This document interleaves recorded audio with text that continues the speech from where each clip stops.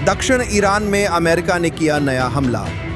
Iran और America के इस युद्ध का वैश्विक स्तर पर होगा असर। ईरान अमेरिका जंग और भारत की जेब पर असर।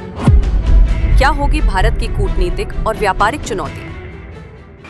भारत की अर्थव्यवस्था के लिए यह कोई मामूली खबर नहीं है, क्योंकि एक तरफ जहां कतर में शांति की बातचीत चल रही है, तो वहीं दूसरी तरफ दक्षिणी ईरान में अमेरिकी बमबारी।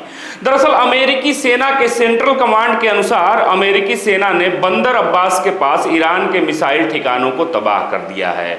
लेकिन क्या आप जानते हैं कि हजारों किलोमीटर दूर स्ट्रेट ऑफ हॉर्मुज में गिरे इन बमों का सीधा असर अब आपकी और हमारी जेबों पर होने वाला है।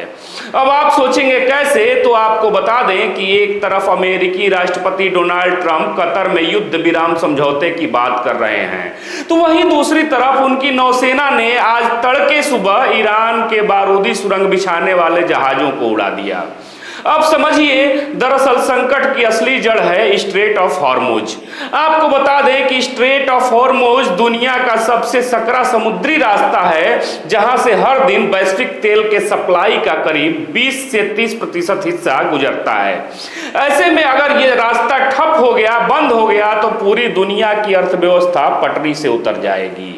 बहरहाल अब समझिए भारत का गणित। दरअसल भारत अपनी जरूरत के 85% से ज्यादा कच्चा तेल आयात करता है।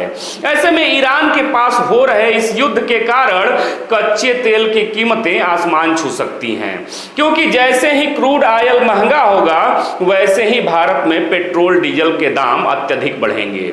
इतना ही नहीं, तेल की बढ़ती कीमतों के कारण ट्रांसपोर्टेशन महंगा होने से सब्जी, राशन और हर जरूरी चीज की कीमत एकदम से बढ़ जाएगी। अर्थात अब यूं कहें तो सीधे तौर पर आम भारतीय की थाली पर इसका असर होगा। इसके अलावा आपको बता दें कि केवल तेल ही नहीं, बल्कि विदेशी निवेशक भी इस तरह के युद्ध के समय भारतीय बाजार से अपना पैसा निकालकर सुरक्षित जगहों जैसे सोने या अमेरिकी डॉलर में इन्वेस्ट करने लगते हैं, जिसका नतीजा यह होगा, परिणाम होगा कि इससे भारतीय शेयर बाजार में बड़ी गिरावट आ सकती है, जिससे निवेशकों के करोड़ों रुपए डूबने का खतरा भी उत्पन्न हो जाता है। इतना ही नहीं, इस दौरान डॉलर मजबूत होगा और भारतीय रुपया कमजोर, जिसका नतीजा यह होगा कि भारत के लिए हर विदेशी सौदा और ज्यादा महंगा हो जाएगा।